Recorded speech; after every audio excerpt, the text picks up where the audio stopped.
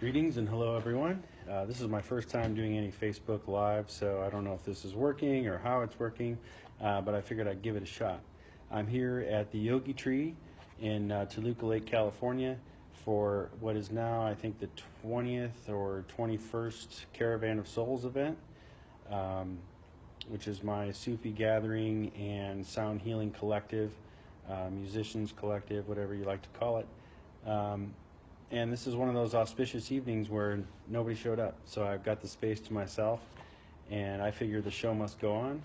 And haven't tried Facebook Live, and just thought I'd share a little bit about my journey, why I'm doing Caravan of Souls, what it's all about, and share a little bit of the word and the message with you. So my name is Scott Von Helt. Seconder is my Sufi name.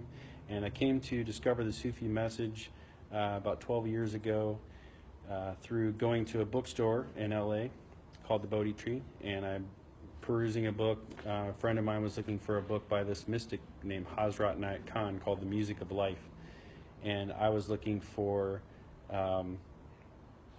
whatever, I was just there to support, and I ended up finding this book called The Mysticism of Sound and Music. And as many people know, it's really had a profound impact on my life and on who I am as a person, I think. And my whole journey and purpose in life has really shifted since not only reading that, but just kind of having my own awakening to my inner spiritual essence, I think, through that.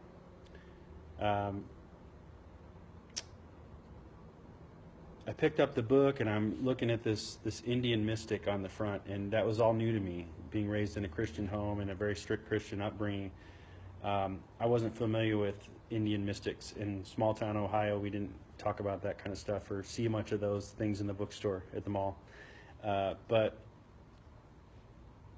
this image of this man struck me, and just something in his eyes and the glance, and he's holding this veena, this stringed Indian instrument, and I'm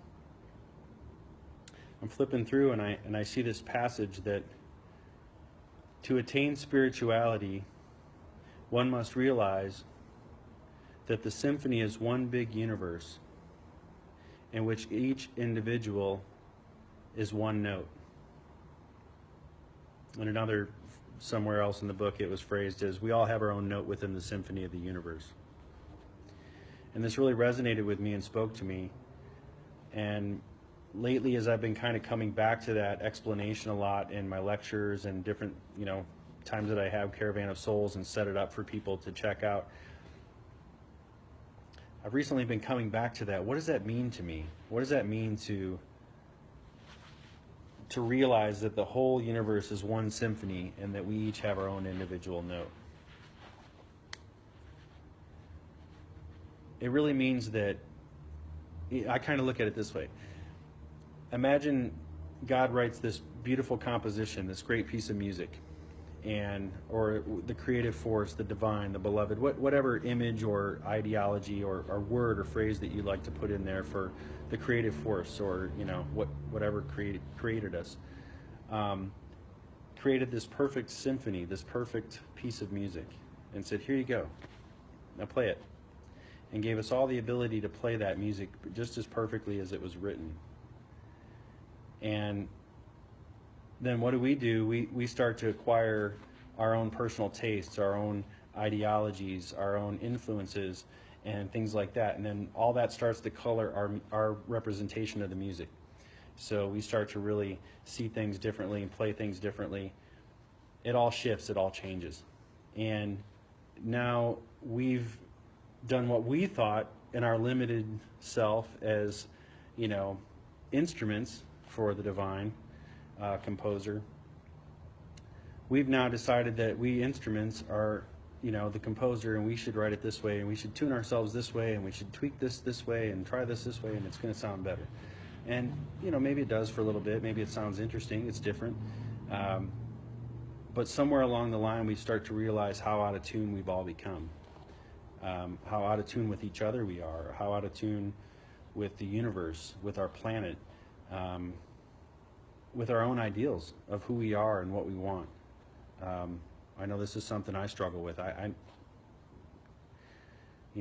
I change who I think I am a lot, because I want to be nothing. I just want to be that complete open channel and that instrument to be played, so that divine composition, that song, can be played through me purely and perfectly, and sound like it should, and resonate with other people, and really influence and have that changing capability, that kind of power. So that's kind of one interpretation of that. We all have our own note within the symphony of the universe. It also means that we're all very unique and very different. There's a great Android device commercial out that came out a few months ago, where a guy's playing Beethoven on a piano and showing all the dynamics of, you know, playing that and all the different notes and how they flow together. And then he spins around and plays the same piece of music on a piano that's all tuned to the same note. And Hazrat Inayatiyya Khan gives this example so much in a lot of his work, that imagine tuning an instrument or a piano all to the same note, and we all play that same note. How boring the world would be, and how uninteresting life would really be. How dull the music would be. And life is music. Life is sound. It's vibration. It's a living thing that moves and vibrates. Our very first inkling of any feeling, any sensation that we have, our very first idea of sound comes from the heartbeat, the beating of the heart. So kind of thinking about all these different aspects of what it means to be your own note within the symphony of the universe. Embrace your own uniqueness and be who you are, and find that divine, perfect tuning of yourself. Retune yourself, realign yourself with your perfect pitch, your own true note that resonates with you, and sing that and play that loudly and strongly. And man, how the music of life will change. How great our universe and our world would be if we all just tuned ourselves back to our original note. Not worrying about, well, that guy's out of tune, or this guy's out of tune, or this guy's, you know, Muslim, this guy's Jewish, this guy's Christian, this guy's Buddhist. That's really being out of tune. You're just knocking all these instruments out of tune, when we're all part of that grand symphony. We're all part of that same piece of music. Every note is supposed to be different. It's supposed to have a different color, a different intonation.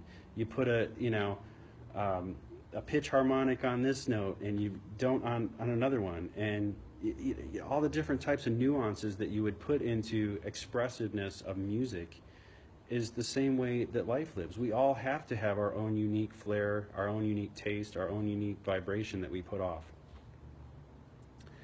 So that's another aspect to me what that phrase means.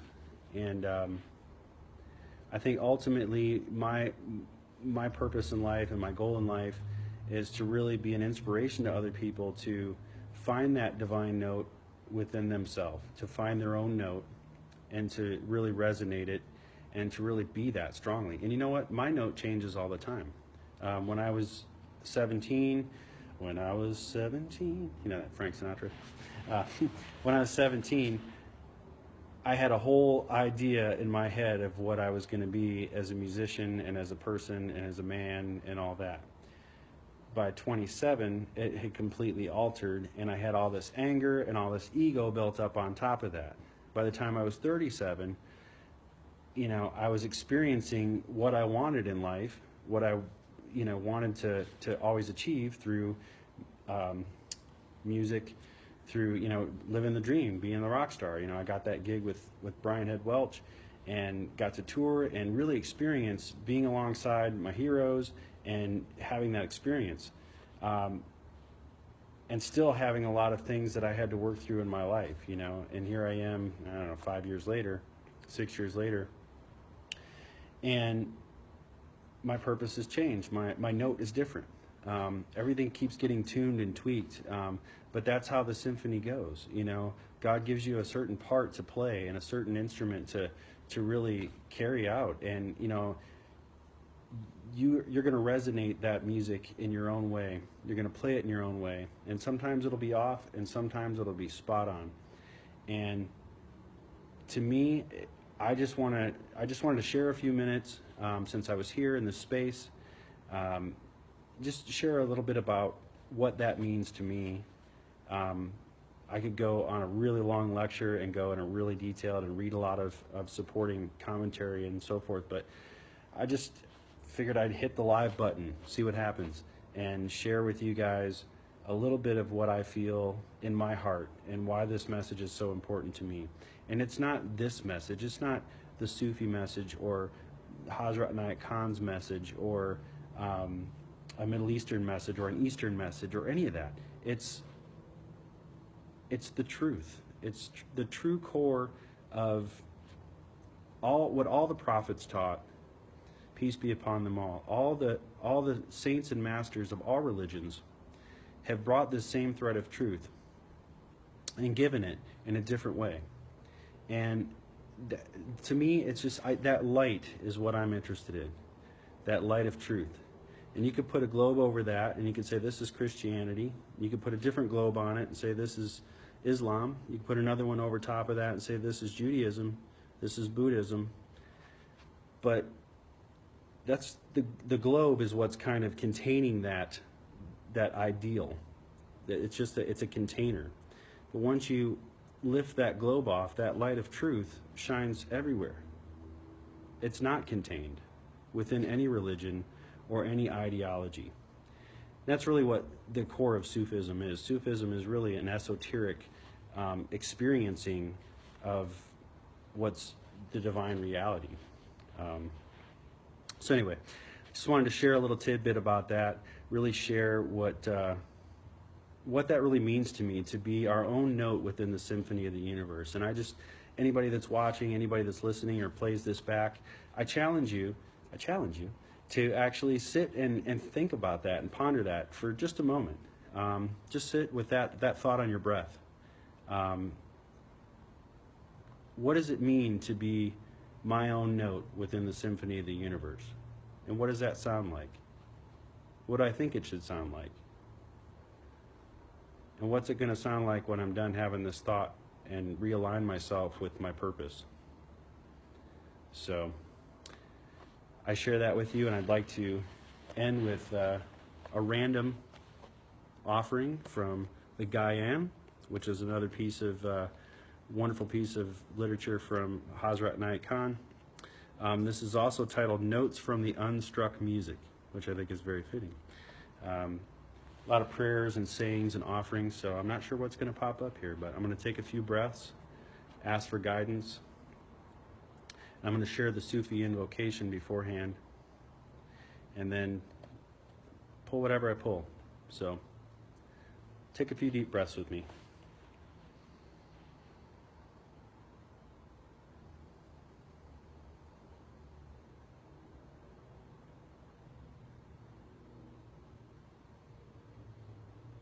Toward the One, the perfection of love, harmony, and beauty, the only being united with all the illuminated souls who form the embodiment of the Master, the Spirit of guidance.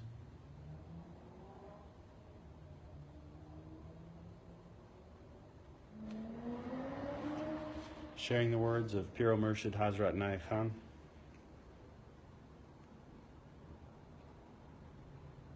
Blessed is he who has found in his life's purpose.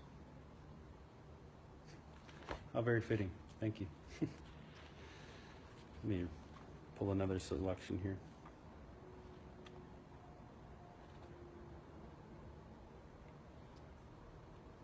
For all you take in this world, you must pay a price. For some things you must pay in advance. For some things you should pay on delivery, and for some later. When you receive the bill, life is a fair trade.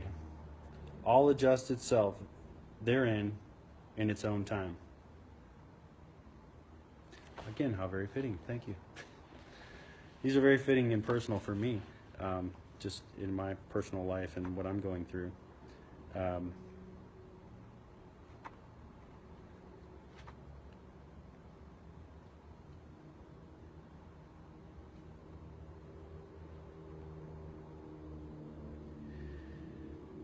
Okay, I'll share one more piece here.